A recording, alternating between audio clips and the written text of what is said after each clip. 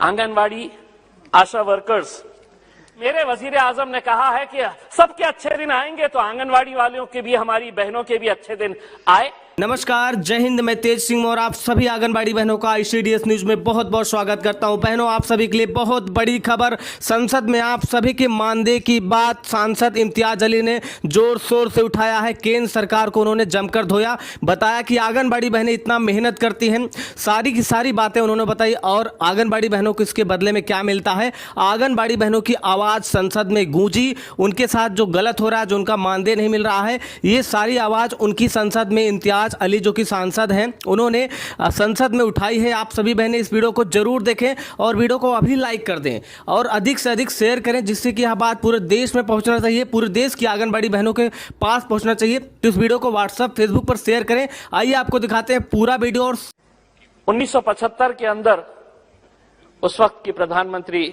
इंदिरा गांधी के दौर में यह शुरू हुई थी। 38 स्कीम्स इसके जरिए चलाए जाते थे और उस वक्त जब यह स्कीम शुरू हुई थी तो एक आंगनवाड़ी सेविका को महज 225 रुपये ऑनोरेरियम के तौर के ऊपर 1975 के अंदर दिए जाते थे। करीब करीब हम 50 साल आ गए हैं। मेहनत उनकी इतनी ज्यादा होने के बावजूद भी आज एक आंगनवाड़ी, एक आशा वर्कर कितना पैसा कमाती है, ये हम सबके लिए बहुत ही शर्म की बात होनी चाहिए। क्योंकि इस मुल्क के अंदर, इसके अंदर राजनीति नहीं कर रहा हूं मैं, लेकिन हम स्मारक बनाने के ऊपर, हम पुतले बनाने के ऊपर हम हजारों करोड़ रुपया खर्च करते हैं। ये जो आंगनवाड़ी सेविकाएं हैं, ये क्या काम कर रही है? 2020 के अंदर एक स्टोरी आई थी महाराष्ट्र के एक आंगनवाड़ी वर्कर की, जिसने सबको हिलाकर रख दिया था कि उस आंगनवाड़ी वर्कर जो महिला थी, उसकी तड़प ऐसी थी कि वो नंदुरबार से एक गांव को पहुंचने के लिए खुद कश्ती में बैठती थी। 18 किलोमीटर खुद वो सफर करती थी। आज भी उसका वीडियो YouTube के अंदर आपको देखने को मिलेगा। 18 किलोमीटर वो पानी के अंदर खुद कश्ती चलाते हुए जाती थी ताकि वहां पर उस गांव के दूसरे किनारे पे जो ट्राइबल के बच्चे हैं, उनकी देखभाल, उनको अंडे पहुंचाने का, उनको दूध पहुंचाने का, उनकी माताओं की हालत देखने का, वो बच्चे पढ़ रहे हैं क्या नहीं ये देखने का। सोचिए उसका जज्बा कैसा होगा और उसे मिलता क्या है, उसके बदले के अंदर उसे हासिल क्या हो रहा है। आज आंगनवाड़ी वर्कर्स की अगर हम पगार अगर हम देखेंगे, सैलरी देखेंगे, हम तो सांसद हैं, अपनी पगार बढ़ाना है तो हम एक झटके के अंदर बढ़ा सकते हैं और हजारों रुपये से बढ़ा सकते हैं। इनकी सैलरीज क्या है? मैं मेरे महाराष्ट्र के हद तक की बात करता हूं। आंगनवाड़ी वर्कर को कितना पैसा दिया जाता है? तो 8,500 जो मेन आंगनवाड़ी वर्कर है, जो आंगनवाड़ी वर्कर मिनी जिसे कहा जाता है, उसको सैलरी दी जाती है 4,500 रुपये और जो दूसरी है उसे महज 5,000 रुपये।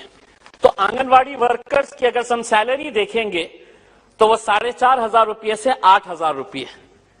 सुबह 8 बजे से लेकर दोपहर में 3 बजे तक काम करना, और काम करना भी ऐसा कि उन्हें पूरा प्रोग्राम दिया हुआ होता है। वो घर पर बैठ नहीं सकती है क्योंकि जितना काम करेगी उतना पैसा मिलेगा। अब मेरा यह कहना है, अगर यही महिला अगर मजदूरी करने निकलती है, अगर बांधकाम के ऊपर जाकर वो सिर्फ मिट्टी उठाने का काम करती है, वो ईंटें यहां से वहां पहुंचाने का अगर काम करती है, तो उसे कम से कम रोज के 400 रुपये से 600 रुपये मिलते हैं। यानी कि महीना उसे 12,000 रुपये से लेकर 16,000 रुपये उसकी कमाई हो सकती है। लेकिन आज अगर इतनी सारी महिलाएं इस जज्बे के साथ आ रही है कि मैं एक सेवा का काम करने के लिए जा रही हूं, मैं बच्चों को जिंदा रखने का काम करने के लिए जा रही हूं, और हम उसे महज 4,000, 5,000, 6,000 रुपये दे रहे हैं, तो कहीं ना कहीं हम सिर्फ उस सेविका के साथ नहीं, हम ये बता रहे हैं कि जितने बच्चे अपनी, अगर उनकी किस्मत है वो जी लिए तो जी लिए, जो मर गए तो मर गए। हम इस हिसाब से उनको दे रहे हैं कि हम तो तुमको बुला रहे हैं, हम इतना पैसा देंगे और तुम ये काम करना है करो। आज जब ये सदन शुरू हो रहा था, अध्यक्ष महोदय, मैंने जिला परिषद के कुछ अधिकारियों को बुलाया इसका एक रिव्यू लेने के लिए कि आखिर में क्या है करके। मैंने एक अधिकारी से पूछा कि हमारे जिले के अंदर चाइल्ड मॉर्टेलिटी क्या है करके, तो उसका तुरंत जवाब था बहुत कम है। मैंने कहा मदर मॉर्टेलिटी कितनी है जो प्रेगनेंसी के दौरान बच्चा पैदा करते वक्त या प्रेगनेंसी के दौरान मर जाती है? तो उसने मुझे आंकड़ा बताया और उसने कहा कि बहुत कम है। तो मेरा जवाब उसको यह था कि अगर एक भी अगर मरता है, एक बच्चा भी अगर पैदा होकर मरता है या एक मां भी अगर प्रेगनेंसी के दौरान अगर मरती है, तो वो हमारे लिए हम उसके लिए दोषी है। परसेंटेज कम हो रहा है। हम पिछले टाइम हमारे पास 50 महिला मरी थी, अब 40 मर रही है। पिछले टाइम 100 बच्चे मर रहे थे, अब 80 मर रहे हैं, उनकी जान जा रही है। मेरे हिसाब से एक एक बच्चे के लिए आज मैं केरला गवर्नमेंट का, पौंडीचेरी गवर्नमेंट का और गोवा की गवर्नमेंट का जब हमने ये हिसाब लगाया कि महाराष्ट्र इतना प्रगतिशील राज्य होने के बावजूद क्या वजह है कि आप इतना कम पैसा दे रहे हैं, तो हमको पता चला कि केरला ने सुओ मोटो इन आंगनवाड़ी वर्कर्स की पगार, इनकी सैलरी बढ़ाकर 15,000 रुपये कर दी है। पौंडीचेरी और गोवा सबसे ज्यादा पैसे देता है आंगनवाड़ियों को। महाराष्ट्र सरकार की क्या ऐसी दुविधा है कि वो पैसा एक अच्छे काम के लिए नहीं दे सकते हैं? और कितना मांग रहे हैं? अगर उनको 5,000 रुपये है तो क्या हम उन्हें 10,000 रुपये पगार नहीं दे सकते हैं? आज उन्हें हम क्यों सिर्फ एक ऑनरेरियम के तौर के ऊपर दिया जा रहा है? क्यों नहीं जिस तरह मेहता साहब ने बताया है कि उनको हम एक परमानेंट एम्प्लॉय के तौर के ऊपर देखते हैं कि ताकि उन्हें कम से कम मिनिमम वेजेस एक्ट के हिसाब से उनको सैलरी दी जा सकती है। और वो काम ऐसा नहीं कर रहे हैं। आज वो गांव के अंदर जाते हैं। मैं तो ये कहूंगा, मैं सरकार से ये कहूंगा और पूरी ईमानदारी के साथ ये कहूंगा, मेहनत हमारी आंगनवाड़ी वर्कर्स कर रही है, मेहनत हमारी आशा वर्कर्स कर रही है, लेकिन आप अपनी पीठ थपथपा रहे हैं। आप सारा क्रेडिट उनका जो है मुफ्त के अंदर मेहनत वो कर रहे हैं और आप कह रहे हैं कि नहीं, हमने देखिए कितना अच्छा काम किया है। अगर वो ना रहे तो आपके पास सिर्फ मौत के आंकड़े आएंगे। ये जाती है महिलाएं जाकर बताती है कि क्या होना चाहिए, क्या नहीं होना चाहिए करके, चाहे वो डिलीवरी का रिकॉर्ड्स मेंटेन करना हो, चाहे ऐसे बहुत सारे कोविड की दवाइयां हो।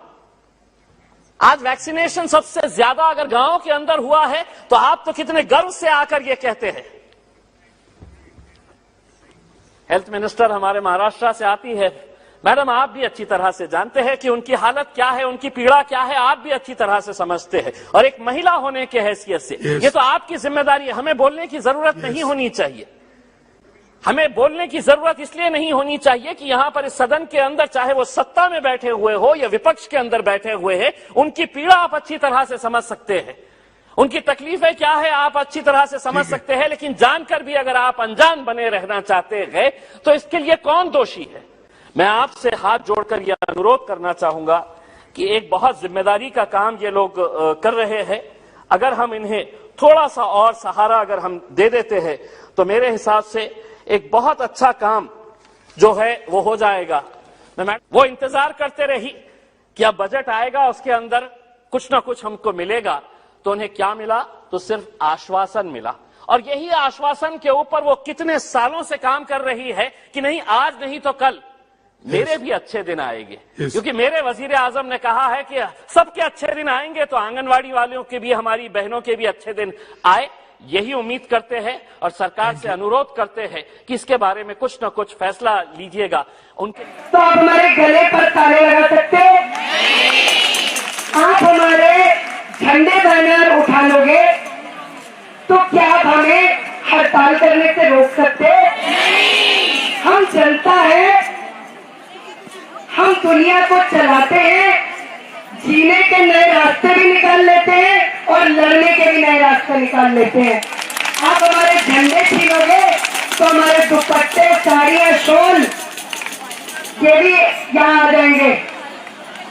अब नए बैनर भी आ रहे हैं। हालांकि हमारी प्रॉपर्टी मिल जाएगी, लेकिन ये सब क्यों? और जो कल के दिन का सबसे बड़ा आप कह सकते हो जो मकाम था वो था हमारे 4 साथियों को छुड़वाना। उन सारी बहनों के लिए जबरदस्त तालियां मैं कहूंगी अगर उनमें से कुछ बहनें मंच पर आ सकती हैं। ये है बहुत सारी वो खड़ी हैं, वो कुछ बहनें जो तुरंत आइए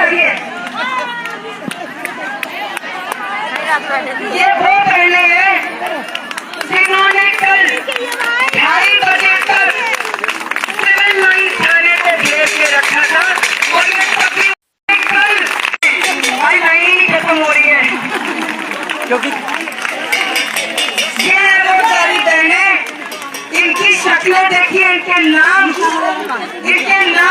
याद रखें कि वो है जो नई तारीख लिख रही है, ये औरतें हैं। लेकिन अगर केजरीवाल सरकार दिल्ली पुलिस ये समझती है कि आप हमें डरा सकते हो, धमका सकते हो, आगे वाली बैठ हमारी औरतों को